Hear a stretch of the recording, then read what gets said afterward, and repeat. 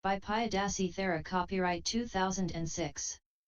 The Tipitaka, the Buddhist canon, is replete with references to the factors of enlightenment, expounded by the enlightened one on different occasions under different circumstances. In the Book of the Kindred Sayings, v. Samyutta Nikaya, Mahavagga, we find a special section under the title Bhajayuhanga Samyutta, wherein the Buddha discourses on the Bhajayahangas in diverse ways. In this section we read a series of 3 discourses or sermons recited by Buddhists since the time of the Buddha as a protection, parita or pirit, against pain, disease, and adversity. The term Bhajayuhanga is composed of Bodhi and Anga. Bodh denotes enlightenment, to be exact, insight concerned with the realization of the 4 noble truths, namely, the noble truth of suffering, the noble truth of the origin of suffering, the noble truth of the cessation of suffering, and the noble truth of the path leading to the cessation of suffering. Anga means factors or limbs. Bodhi plus Anga, Bhajayuhanga, therefore, means the factors of enlightenment, or the factors for insight, wisdom. Bhajayuhanga. Bhajayuhanga is the saying, Lord. Pray, Lord, how far is this name applicable? Queried a monk of the Buddha. Bodhaya samvatantatai ko bhikkhutasma bhajayuhanga ti vukanti, they conduce to enlightenment, monk, that is why they are so called, was the succinct reply of the master. Further says the Buddha, just as, monks, in a peaked house all rafters whatsoever go together to the peak, slope to the peak, join in the peak, and of them all the peak is reckoned chief, even so, monks, the monk who cultivates and makes much of the 7 factors of wisdom, slopes to Nibbana, inclines to Nibbana, tends to Nibbana. The 7 factors are mindfulness, sati, keen investigation of the Dhamma, Dhammavicaya, energy, virya, rapture or happiness, piti, calm, pasadhi, concentration, samadhi, equanimity, upekkha. One of the discourses on the Bhajayahangas may be mentioned here. It begins. Thus I heard, at one time the Buddha was living at Rajagaha, at Valovana, in the squirrels' feeding ground. At that time the Venerable Mahakassapa, who was living in Pipali cave, was sick, stricken with a severe illness. Then the Buddha, rising from his solitude at eventide, visited the Venerable Mahakassapa, took his seat, and spoke to the Venerable Mahakassapa in this wise. Well, Kassapa, how is it with you? Are you bearing up? Are you enduring? Do your pains lessen or increase? Are there signs of your pains lessening and not increasing? No, Lord, I am not bearing up, I am not enduring. The pain is very great. There is a sign not of the pains lessening but of their increasing. Kassapa, these 7 factors of enlightenment are well expounded by me, cultivated and much developed by me, and when cultivated and much developed, they conduce to full realization, perfect wisdom, to Nibbana. What are the 7? Mindfulness. This, O Kassapa, is well expounded by me, cultivated and much developed by me, and when cultivated and much developed, it conduces to full realization, perfect wisdom, to Nibbana. Investigation of the Dhamma. Energy. Rapture. Calm. Concentration. Equanimity, O Kassapa, is well expounded by me. These 7 factors of enlightenment, verily, Kassapa, are well expounded by me, cultivated and much developed by me, and when cultivated and much developed they conduce to full realization, perfect wisdom, to Nibbana. Verily, blessed one, they are factors of enlightenment. Verily, O welcome one, they are factors of enlightenment, uttered Mahakassapa. Thus spoke the Buddha, and the Venerable Mahakassapa, rejoicing, welcomed the utterances of the worthy one. And the Venerable Mahakassapa rose from that illness. There and then that ailment of the Venerable Mahakassapa vanished. SN 46.14. Another discourse, Mahakunda Bhajayuhanga Sutta, of the three mentioned above reveals that once, when the Buddha himself was ill, the Venerable Mahakunda recited the Bhajayuhangas, factors of enlightenment, and the Buddha's grievous illness vanished. Man's mind tremendously and profoundly influences and affects the body. If allowed to function viciously and entertain unwholesome and harmful thoughts, mind can cause disaster, nay, even kill a being, but mind also can cure a sick body. When concentrated on right thoughts with right understanding, the effects mind can produce are immense. Mind not only makes sick, it also cures. An optimistic patient has more chance of getting well than a patient who is worried and unhappy. The recorded instances of faith healing include cases in which even organic diseases were cured almost instantaneously. Aldous Huxley, Ends and Means, London, 1946, p. 259. Buddhism, Buddha Dhamma, is the teaching of enlightenment. One who is keen on attaining enlightenment, should first know clearly the impediments that block the path to enlightenment. Life, according to the right understanding of a Buddha, is suffering, and that suffering is based on ignorance or avidya. Ignorance is the experiencing of that which is unworthy of experiencing, namely evil. Further, it is the non-perception of the conglomerate nature of the aggregates, non-perception of sense organ and object in their respective and objective natures, non-perception of the emptiness or the relativity of the elements, non-perception of the dominant nature of the sense-controlling faculties, non-perception of the thusness, the infallibility, of the Four Truths. And the five hindrances, Panchanivaranani, are the nutriment of, or condition for, this ignorance. They are called hindrances because they completely close in, cut off, and obstruct. They hinder the understanding of the way to release from suffering.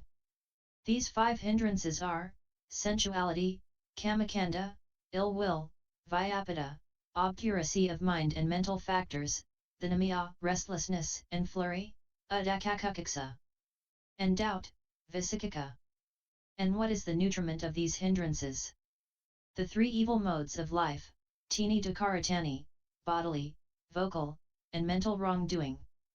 This threefold nutriment is in turn nourished by non-restraint of the senses, indriya asamvaro, which is explained by the commentator as the admittance of lust and hate into the six sense organs of eye, ear, nose, tongue, body, and mind. The nutriment of non-restraint is shown to be lack of mindfulness and of complete awareness, asadya sampajana.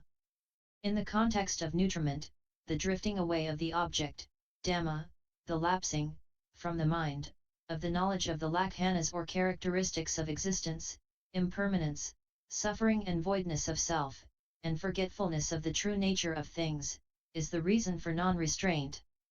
It is when one does not bear in mind the transience and the other characteristics of things that one allows oneself all kinds of liberties in speech and deed, and gives rein to full thought imagery of an unskillful kind. Lack of complete awareness is lack of these four, complete awareness of purpose, sattva sampajana, of suitability, sapaya sampajana, of resort, gokara sampajana, and of non-delusion, asammoha sampajana. When one does a thing without a right purpose, when one looks at things or does actions which do not help the growth of the good, when one does things inimical to improvement, when one forgets the Dhamma, which is the true resort of one who strives, when one deludedly lays hold of things, believing them to be pleasant, beautiful, permanent, and substantial, when one behaves thus, then too non-restraint is nourished. And below this lack of mindfulness and complete awareness lies unsystematic reflection, Ionaso Manasakara. The books say unsystematic reflection is reflection that is off the right course, that is, taking the impermanent as permanent, the painful as pleasure, the soulless as a soul, the bad as good. The constant rolling on, that is samsara, is rooted in unsystematic thinking. When unsystematic thinking increases, it fulfills two things, nescience and lust for becoming.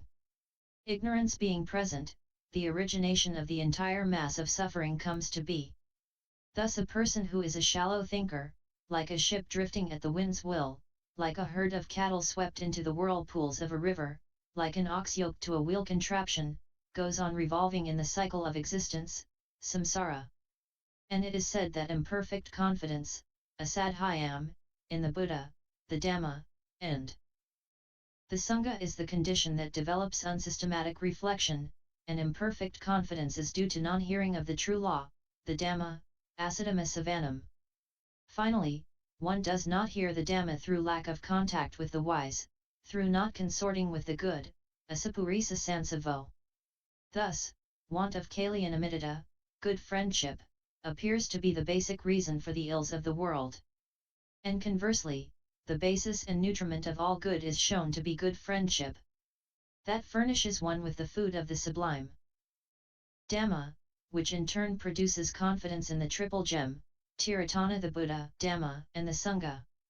When one has confidence in the triple gem, there come into existence profound or systematic thinking, mindfulness, and complete awareness, restraint of the senses, the three good modes of life, the four arousings of mindfulness, the 7 factors of enlightenment and deliverance through wisdom, one after another, in due order. Let us now deal with the enlightenment factors one by one. The first is sati, mindfulness. It is the instrument most efficacious in self-mastery, and whosoever practices it has found the path to deliverance. It is fourfold: mindfulness consisting in contemplation of the body, kayanupassana, feeling, vedananupassana, mind, cittanupassana, and mental objects, dhammanupassana.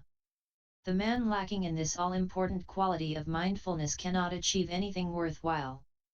The Buddha's final admonition to his disciples on his deathbed is this: transient are all component things. Work out your deliverance with heedfulness. Vyadama Sankhara, Apamadina Sampadetha.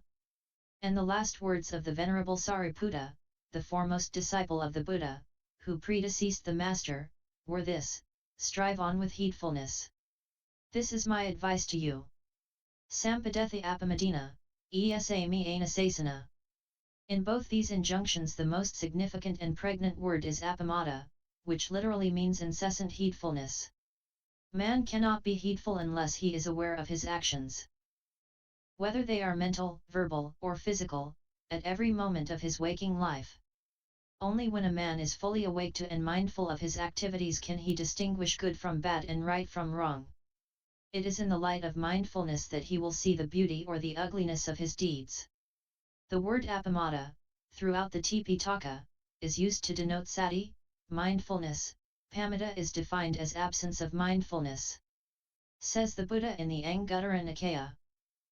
Monks, I know not of any other single thing of such power to cause the arising of good thoughts if not yet arisen, or to cause the waning of evil thoughts if already arisen, as heedfulness. In him who is heedful, good thoughts not yet arisen do arise, and evil thoughts, if arisen, do wane. Constant mindfulness and vigilance are necessary to avoid ill and perform good. The man with presence of mind, who surrounds himself with watchfulness of mind, saddhamma, the man of courage and earnestness, gets ahead of the lethargic, the heedless, pamato, as a racehorse outstrips a decrepit hack. The importance of sati, mindfulness, in all our dealings is clearly indicated by the following striking words of the Buddha. Mindfulness, O disciples, I declare is essential in all things everywhere. It is as salt is to the curry. Ma, Satipatthana Commentary. The Buddha's life is one integral picture of mindfulness. He is the Sadhisattva, the ever mindful, the ever vigilant. He is the very embodiment of mindfulness. There was never an occasion when the Buddha manifested signs of sluggish inactivity or thoughtlessness. Right mindfulness or complete awareness, in a way, is superior to knowledge, because in the absence of mindfulness it is just impossible for a man to make the best of his learning. Intelligence devoid of mindfulness tends to lead man astray and entice him from the path of rectitude and duty.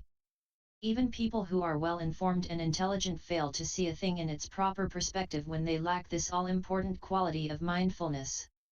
Men of good standing, owing to deeds done and words spoken thoughtlessly and without due consideration to their consequences, are often subjected to severe and justified criticism.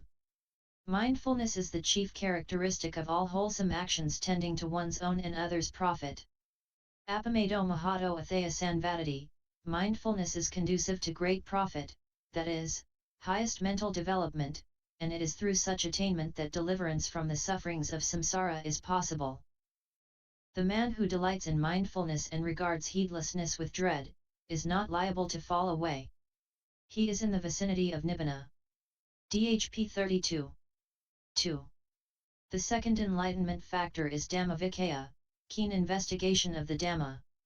It is the sharp analytical knowledge of understanding the true nature of all constituent things, animate or inanimate, human or divine. It is seeing things as they really are, seeing things in their proper perspective. It is the analysis of all component things into their fundamental elements, right down to their ultimates. Through keen investigation one understands that all compounded things pass through the inconceivably rapid moments of upada, titi, and bhanga, or of arising, reaching a peak, and ceasing, just as a river in flood sweeps to a climax and fades away. The whole universe is constantly changing, not remaining the same for 2 consecutive moments. All things in fact are subjected to causes, conditions, and effects, hichu, pakaya, and phala. Systematic reflection, yoniso manasikara, comes naturally through right mindfulness, and it urges one to discriminate, to reason and investigate. Shallow thinking, unsystematic investigation, ioniso manasikara, makes men muddle-headed, and then they fail to investigate the nature of things. Such people cannot see cause and effect, seed and fruit, the rise and fall of compounded things. Says the Buddha, this doctrine is for the wise and not for the unwise. Buddhism is free from compulsion and coercion and does not demand of the follower blind faith. At the very outset the skeptic will be pleased to hear of its call for investigation. Buddhism from beginning to end is open to all those who have eyes to see and minds to understand. The Buddha never endeavored to wring out of his followers blind and submissive faith in him and his teaching. He tutors his disciples in the ways of discrimination and intelligent inquiry. To the inquiring Kalamas the Buddha answered, right is it to doubt, right is it to question what is doubtful and what is not clear. In a doubtful matter wavering does arise. We find this dialogue between the master and his disciples. The Buddha, if, now knowing this and perceiving this, would you say, we honor our master and through respect for him we respect what he teaches. Nay, Lord. That which you affirm, O disciples, is it not only that which you yourselves have recognized, seen, and grasped? Yes, Lord. Mn 38. And in conformity with this thoroughly correct attitude of true inquiry the philosophers of later times observed, as the wise test the purity of gold by burning, cutting and examining it by means of a piece of touchstone, so should you accept my words after examining them and not merely out of regard and reverence for me. Thus blind belief is condemned in the analytic teaching, Vibhajavada, of the Buddha. The truth of the Dhamma can be grasped only through calm concentrative thought and insight, samadhi and vipassana, and never through blind faith. One who goes in quest of truth is never satisfied with surface knowledge. He wants to delve deep and see what is beneath. That is the sort of search encouraged in Buddhism. That type of search yields right understanding. We read in the texts the following story. On one occasion Upali, a fervent follower of Nigantha Buddha, the Jain, visited the Buddha, thoughtfully listened to the Dhamma, gained sada, confidence based on knowledge, and forthwith manifested his readiness to become a follower of the Master. Nevertheless the Master said, of a truth, Upali, make thorough investigation, and thus discouraged him. This clearly shows that the Buddha was not keen on converting people to his way of thinking, and to his fold. He did not interfere with another man's freedom of thought, for freedom of thought is the birthright of every individual. It is wrong to force someone out of the way of life which accords with his outlook and character, spiritual inclinations and tendencies. Compulsion in every form is bad. It is coercion of the blackest kind to make a man gulp down beliefs for which he has no relish. Such forced feeding cannot be good for anybody, anywhere. He that cultivates Dhamma Vicaya, investigation of the Dhamma, focuses his mind on the 5 aggregates of grasping, the Pancupadinakandha, and endeavors to realize the rise and fall or the arising and passing away, Udayavaya, of this conglomeration of bare forces, Sutta Sankhara Punya, this conflux of mind and matter, Namarupa Santati. It is only when he fully realizes the evanescent nature of his own mind and body that he experiences happiness, joyous anticipation. Therefore, it is said, Yato yato samasati, kandhanamudaya bayam. Labhati piti pamajam, amatam tam vihanatam. Whenever he reflects on the rise and fall of the aggregates, he experiences unalloyed joy and happiness. To the discerning one that, reflection, is deathless, Nibbana. DHP 374. What is impermanent and not lasting he sees as sorrow-fraught. What is impermanent and sorrow-fraught, he understands as void of a permanent and everlasting soul, self, or ego entity. It is this grasping, this realization of the 3 characteristics, or laws of transience, sorrow, and non-self, soullessness, anicca, dukkha, and anatta, that is known to Buddhists as vipassanana, or penetrative insight, which, like the razor-edged sword, entirely eradicates all the latent tendencies, anicca, and with it all the varied ramifications of sorrow's cause are finally destroyed. A man who ascends to this summit of vision is an arahat, a perfect one, whose clarity of vision, whose depth of insight, penetrates into the deepest recesses of life and cognizes the true nature that underlies all appearance. No more can he be swept off his feet by the glamour of things ephemeral. No more can he be confused by fearful and terrible appearances. No more is it possible for him to have a clouded view of phenomena, for he has transcended all capacity for error through the perfect immunity which penetrative insight alone can give. 3. The third enlightenment factor is virya, energy. It is a mental property, cetasika, and the 6th limb of the Noble Eightfold Path, they're called samavayama. Right effort. The life of the Buddha clearly reveals that he was never subjected to moral or spiritual fatigue. From the hour of his enlightenment to the end of his life, he strove tirelessly to elevate mankind, regardless of the bodily fatigue involved, and oblivious to the many obstacles and handicaps that hampered his way. He never relaxed in his exertion for the common weal. Though physically he was not always fit, mentally he was ever vigilant and energetic. Of him it is said, "Ah, wonderful is the conqueror, who e'er untiring strives for the blessing of all beings, for the comfort of all lives." Buddhism is for the sincerely zealous, strong, and firm in purpose, and not for the indolent, arid virayasayam dhammo nayam dhammo kusatasa. The Buddha has not proclaimed himself a savior willing and able to take upon himself the evil of mankind. On the contrary, he declares that each person has to bear the burden of his ill deeds. In the words of the Buddha, each individual has himself to put forth the necessary effort and work out his own deliverance with diligence. The Buddha is only a path revealer and not a savior who endeavors to save souls by means of a revealed religion. The idea that another raises a man from lower to higher levels of life, and ultimately rescues him, tends to make a man indolent and weak, supine and foolish. Others may lend us a helping hand indirectly, but deliverance from suffering must be wrought out and fashioned by each one for himself upon the anvil of his own actions. Be ye islands unto yourselves, be ye your own refuge. Thus did the Master exhort his followers to acquire self-reliance. A follower of the Buddha should not under any circumstances relinquish hope and effort, for the Buddha was one who never gave up hope and courage even as a bodhisattva. As an aspirant for Buddhahood, he had as his motto the following inspiring words: Manivada, abhikhamma, falter not, advance. The man who is mindful, sattama, and cultivates keen investigation should next put forth the necessary effort to fight his way out. The function of energy is fourfold: the effort to eradicate evils that have arisen in the mind, the effort to prevent the arising of unarisen evil, the effort to develop unarisen good, the effort to promote the further growth of good already arisen.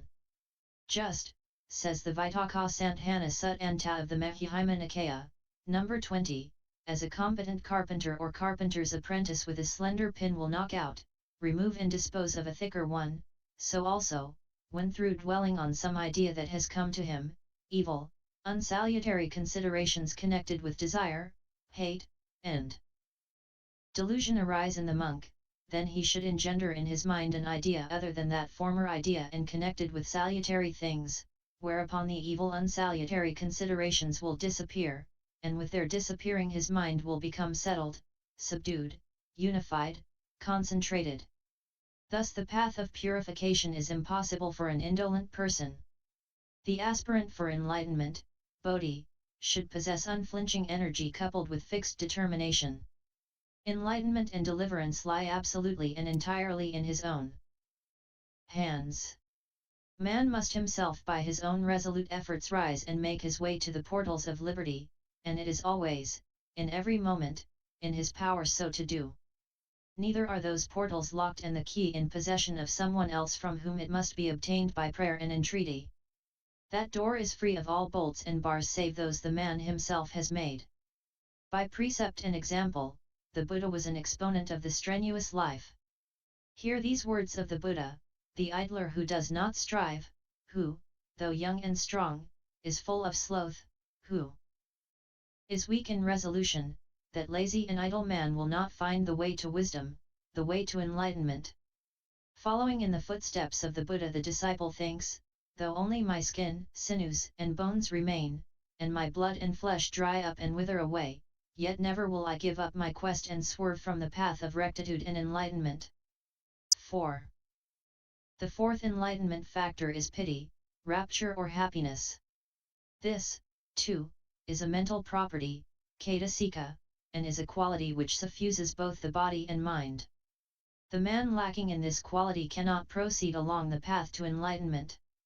There will arise in him a sullen indifference to the Dhamma, an aversion to the practice of meditation, and morbid manifestations. It is, therefore, very necessary that a man striving to attain enlightenment and final deliverance from the fetters of samsara, that repeated wandering, should endeavor to cultivate the all-important factor of happiness. No one can bestow on another the gift of happiness, each one has to build it up by effort, reflection, and concentrated activity. As happiness is a thing of the mind, it should be sought not in external and material things, though they may in a small way be instrumental. Contentment is a characteristic of the really happy individual. The ordinary worldling seems to think that it is difficult to cultivate and develop contentment, but by dint of courage, determination, systematic attention, and thought about the things one meets with in everyday life, by controlling one's evil inclinations, and by curbing the impulses, the sudden tendencies to act without reflection, one can keep the mind from being soiled and experience happiness through contentment. In man's mind arise conflicts of diverse kinds, and if these conflicts are to be controlled, while still not eliminated, man must give less rein to inclinations and longings, in other words, he must cultivate contentment. Hard it is to give up what lures and holds us in thrall, and hard it is to exorcise the evil spirits that haunt the human heart in the shape of ugly and unwholesome thoughts. These evils are the manifestations of lust, hate, and delusion, labha, dosa, and moha. Until one attains to the very crest of purity and peace by constant training of the mind, one cannot defeat these hosts completely. The mere abandoning of outward things, fasting, bathing in rivers and hot springs, and so forth, these do not tend to purify a man, these things do not make a man happy, holy, and harmless. Hence the need to develop the Buddha's path of purification, morality, meditation, and insight, sila, samadhi, and panna. When discussing happiness, in the context of Sambhajayahangas, we must bear in mind the vast difference between pleasure and happiness. Pleasure, pleasant feeling, is something very momentary and fleeting. Is it wrong to say that pleasant feelings are the prelude to pain? What people hug in great glee this moment, turns to be a source of pain in the next moment. The desired is no longer there when the outstretched hand would grasp it, or, being there and grasped, it vanishes like a flake of snow. In the words of Robert Burns, pleasures are like poppies spread. You seize the flower, its bloom is shed. Or, like the snowfall in the river. A moment white then melts forever. Seeing a form, hearing a sound, perceiving an odor, tasting a flavor, feeling some tangible thing, cognizing an idea, people are moved, and from those sense objects and mental objects they experience a certain degree of pleasure. But it is all a passing show of phenomena. Unlike the animal whose sole purpose is to derive a feeling of pleasure from any source, at any cost, man should endeavor to gain real pity or happiness. Real happiness or rapture comes not through grasping or clinging to things animate or inanimate but by giving up, nekama. It is the detached attitude toward the world that brings about true happiness. The Satipatthana Sutta, the discourse on the foundations of mindfulness, speaks of pleasant worldly feeling, samasa sukha, and pleasant unworldly feeling, niramiza sukha. Niramisa sukha is far superior to samasa sukha. Once the Buddha did not receive even a single morsel of food when he went on his alms round, and an intruder remarked that the master was apparently afflicted with hunger. Thereupon the Supreme Buddha breathed forth the following verse. Ah, happily do we dwell, we who have no impediments. Feeders on joy shall we be, even as the radiant devas. DHP 200. Unalloyed joy comes to a man who ponders thus, others may harm, but I will become harmless, others may slay living beings, but I will become a non-slayer, others may live unchaste, but I will live pure. Others may utter falsehood, I, however, will speak the truth. Others may slander, talk harshly, indulge in gossip, but I will talk only words that promote concord, harmless words. Agreeable to the ear, full of love, heart-pleasing, courteous, worthy of being borne in mind, timely, fit and to the point. Others may be covetous, I will not covet. Energetic, steeped in modesty of heart, unswerving as regards truth and rectitude, peaceful, honest, contented, generous, and truthful in all things will I be. Thus conducive to full realization, perfect wisdom, to Nibbana is this fourth enlightenment factor pity, happiness. V.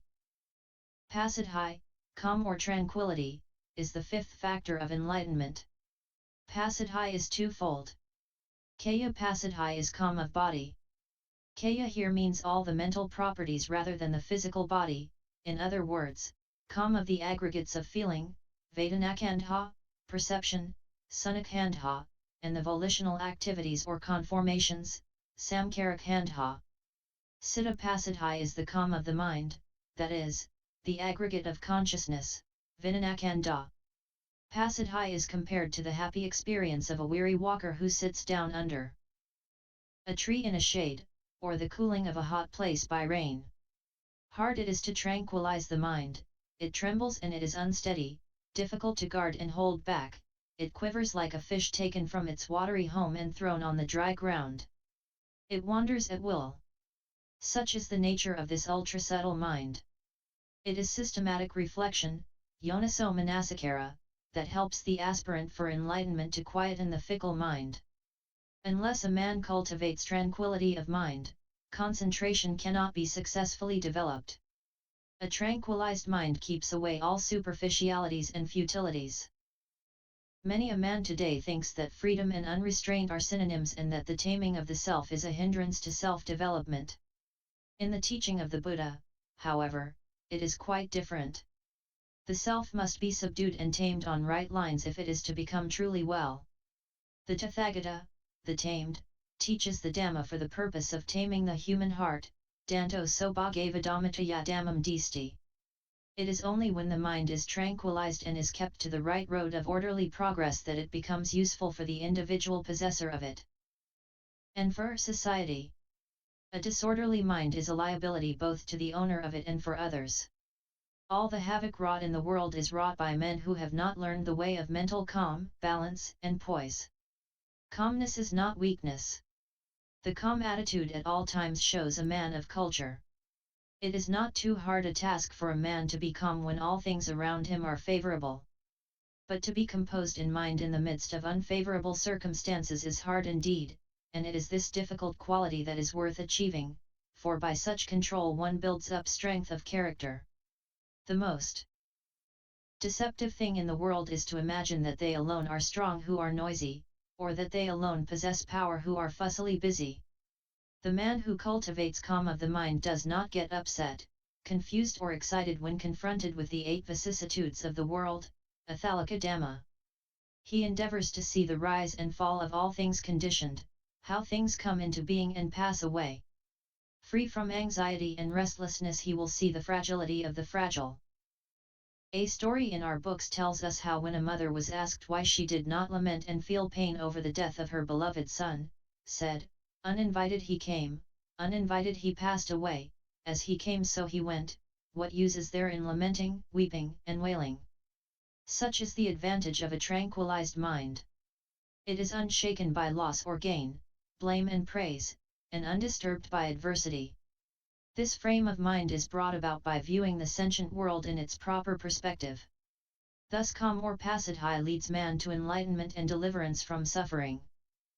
6. The 6th enlightenment factor is samadhi, concentration. It is only the tranquilized mind that can easily concentrate on a subject of meditation. The calm concentrated mind sees things as they really are, samahito yatha buddham pajanati. The unified mind brings the 5 hindrances, panka nivaranani, under subjugation. Concentration is the intensified steadiness of the mind comparable to an unflickering flame of a lamp in a windless place. It is concentration that fixes the mind aright and causes it to be unmoved and undisturbed. Correct practice of samadhi maintains the mind and the mental properties in a state of balance like a steady hand holding a pair of scales.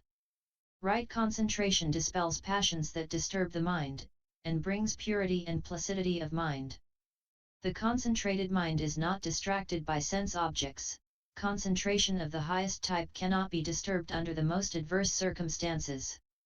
One who is intent on samadhi should develop a love of virtue, sila, for it is virtue that nourishes mental life, and makes it coherent and calm, equable, and full of rich content. The unrestrained mind dissipates itself in frivolous activity. Many are the impediments that confront a yogi, an aspirant for enlightenment, but there are 5 particular hindrances that hinder concentrative thought, samadhi, and obstruct the way to deliverance. In the teaching of the Buddha they are known as panka nivarana, the 5 hindrances.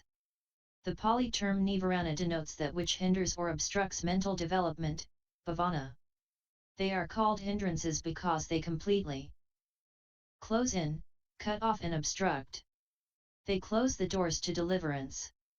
The 5 hindrances are kamakanda, sensual desires; vyapada, ill will; vinamya, obduracy of mind and mental factors; udakakukiksa, restlessness and worry; visikika, doubt.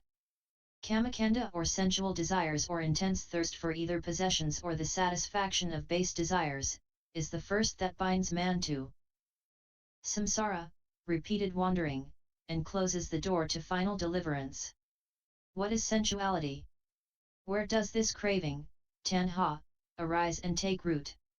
According to the Discourse on the Foundations of Mindfulness, Satipatthana Sutta, where there is the delightful and the pleasurable, there this craving arises and takes root. Forms, sounds, smell, taste, bodily contacts, and ideas are delightful and pleasurable, there this craving arises and takes root. Craving when obstructed by some cause is transformed to frustration and wrath. As the Dhammapada says, Tanhaya jayati soko, tanhaya jayati bayam.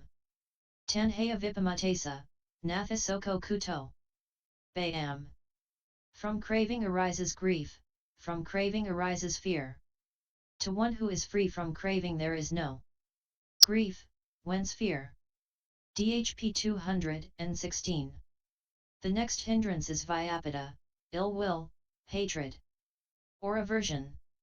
Man naturally revolts against the unpleasant and the disagreeable, and also is depressed by them. To be separated from the loved is painful, and equally painful is the union with the loathed. Even a disagreeable dish, an unpleasant drink, an unlovely demeanor, and 100 other trifles, may cause indignation. It is wrong thinking, unsystematic reflection, that brings about hatred. Hatred on the other hand breeds hatred and clouds the vision, it distorts the entire mind and its properties and thus hinders awakening to truth, blocks the way to freedom.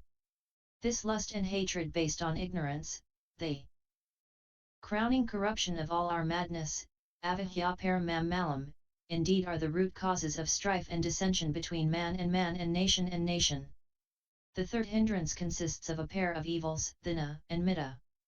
Dina is lassitude or morbid state of the mind, and mitta is a morbid state of the mental properties. Dinamya, as some are inclined to think, is certainly not sluggishness of the body, for even the arahas, the perfect ones, who are free from this pair of evils, also experience bodily fatigue. Dinamya retards mental development. Under its influence mind is inert like butter too stiff to spread or like molasses sticking to a spoon. Laxity is a dangerous enemy of mental development. Laxity leads to greater laxity until finally there arises a state of callous indifference. This flabbiness of character is a fatal block to righteousness and freedom. It is through virya or mental effort that one overcomes this pair of evils. The fourth hindrance also comprises twin drawbacks, adaka and kukuksa, restlessness and brooding or flurry and worry. As a rule, anyone who commits evil is mentally excited and restless, the guilty and the impatient suffer from this hindrance. The minds of men who are restless and unstable are like flustered bees in a shaken hive. This mental agitation impedes meditation and blocks the upward path. Equally baneful is mental worry. Often people repent over the evil actions they have committed. This is not praised by the Buddha, for it is useless to cry over spilt milk.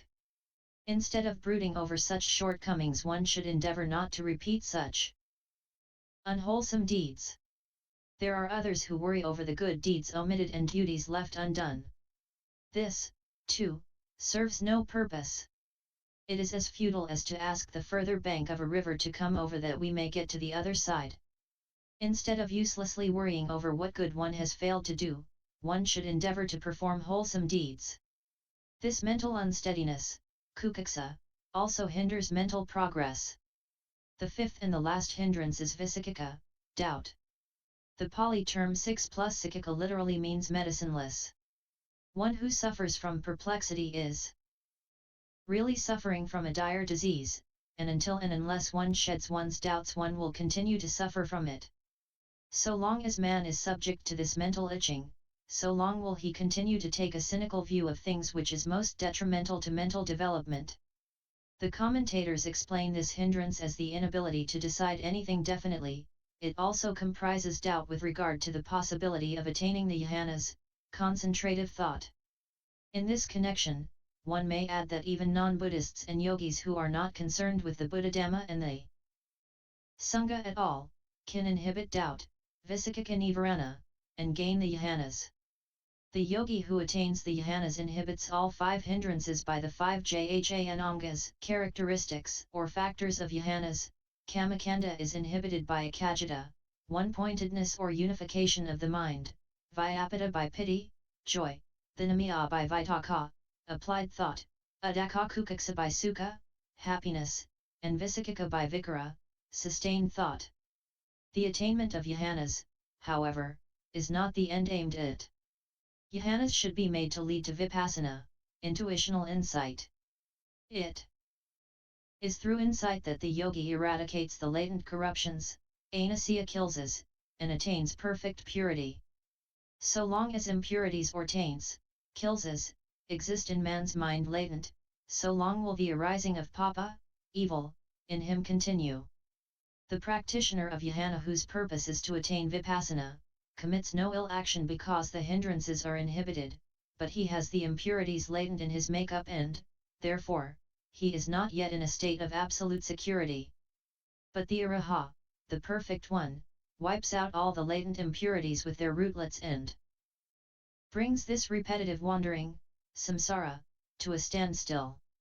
He is one whose samsara is indubitably ended, for by him the noble life has been perfected and the task done. For him there is no more rebirth. A sincere student who is bent on deep study, cuts himself off from sense attractions and, retiring to a congenial atmosphere, holds fast to his studies. Thus steering through all disturbing factors he attains success in his examinations. In the same way, seated in a cloister cell or some other suitable place far from the madding crowds. Ignoble strife, the yogi, the meditator, fixes his mind on a subject of meditation, kamathana, and by struggle and unceasing effort inhibits the 5 hindrances, and washing out the impurities of his mind flux, gradually reaches the first, the second, the third, and the fourth jhana. Then by the power of samadhi, concentrative thought, thus won, he turns his mind to the understanding of reality in the highest sense. It is at this stage that the yogi cultivates vipassana, intuitional insight. It is through vipassana that one understands the real nature of all component and conditioned things. Vipassana aids one to see things as they truly are. One sees truth face to face and comprehends that all tones are just variations struck on the one chord that runs through all life, the chord which is made up of anicca, dukkha, and anatta, impermanence, sorrow, and soullessness. The yogi gains insight into the true nature of the world he has clung to for so long. He breaks through the egg-shell of ignorance to the hypercosmic. With that final catharsis he reaches the state where dawns for him the light of Nibbana, the calm beyond words, the unshakable deliverance of the mind, akupakata vimati, and the world holds nothing more for him. Says the Dhammapada, 373, to the bhikkhu who has retired to a secluded spot, whose mind is calmed, and who clearly discerns the Dhamma, there comes unalloyed joy and happiness transcending that of humans. 7. The seventh and the last factor of enlightenment is upekkha, equanimity. In the Abhidhamma, upekkha is indicated by the term tatramajhatita, neutrality. It is mental equipoise and not hedonic indifference. Equanimity is the result of a calm concentrative mind. It is hard, indeed, to be undisturbed when touched by the vicissitudes of life, but the man who cultivates this difficult quality of equanimity is not upset. Amidst the welter of experience, athaloka dhamma, gain and loss, good repute and ill repute, praise and censure, pain and happiness, he never wavers. He is firm as a solid rock. Of course, this is the attitude of the Araha, the perfect one. Of him it is said, truly the good give up longing for everything. The good prattle not with thoughts of craving. Touched by happiness or by pain, the wise show neither elation nor depression. Refraining from intoxicants and becoming heedful, establishing themselves in patience and purity, the wise train their minds. It is through such training that a quiet mind is achieved. Can we also achieve it? Lord Horder answers the question thus, yes. But how? Well, not by doing some great thing. Why were the saints saints? Someone asked. And the answer came, because they were cheerful when it was difficult to be cheerful and patient when it was difficult to be patient. They pushed on when they wanted to stand still, and kept silent when they wanted to talk. That was all. So simple, but so difficult. A matter of mental hygiene. The poet says, it is easy enough to be pleasant when life flows along like a song. But the man worthwhile is the man who can smile when everything goes dead wrong. Mention is made in our books of 4 wrong paths, Kataro Agati. The path of greed, chanda, of hate, dosa, of cowardice, baya, of delusion, moha. People commit evil being enticed along one or more of these wrong paths, but the man who has reached perfect neutrality through the cultivation of equanimity always avoids such wrong paths. His serene neutrality enables him to see all beings impartially. A certain understanding of the working of kama, actions, and how kama comes into fruition, kama vipaka, is very necessary for one who is genuinely bent on cultivating equanimity. In the light of Kama one will be able to have a detached attitude toward all beings, nay even inanimate things. The proximate cause of equanimity is the understanding that all beings are the result of their actions, Kama. Santideva writes in Bodhicaryavatara. Some there be that loathe me, then why shall I, being praised, rejoice? Some there be that praise me, then why shall I brood over blaming voice? Who master is of self, will ever bear a smiling face, he puts away all frowns is first to greet another, and to share his all. This friend of all the world, truth crowns. I have here made an attempt to give a glimpse of the 7 enlightenment factors, expounded over 2,500 years ago by the Supreme Buddha, for the attaining of full realization and perfect wisdom, of Nibbana, the Deathless. The cultivation or the neglect of these factors of enlightenment is left to each one of us. With the aid of the teaching of the Buddha, each one of us has the power to detect and destroy the cause of suffering. Each one individually can put forth the necessary effort to work out his deliverance. The Buddha has taught us the way to know life as it is, and has furnished the directions for such research by each of us individually. Therefore, we owe it to ourselves to find out for ourselves the truth about life and to make the best of it. We cannot say justifiably that we do not know how to proceed. There is nothing vague in the teaching of the Buddha. All the necessary indications are clear as clear could be. Buddhism from beginning to end is open to all those who have eyes to see, and minds to understand. So clear is his teaching that it can never be misunderstood. The only thing necessary on our part for the full realization of the truth is firm determination, endeavor and earnestness to study and apply the teaching, each working it out for himself, to the best of his ability. The Dhamma yet beckons the weary pilgrim to the happy haven of Nibbana's security and peace. Let us, therefore, cultivate the 7 enlightenment factors with zest and unflagging devotion, and advance. Remembering the saints of other days, and recollecting how it was they lived. Even though today be but the aftertime, one yet may win the ambrosial path of peace. Psalms of the Brethren, their Agatha, 947. May all living beings be well and happy. YouTube video Buddhist Sutras.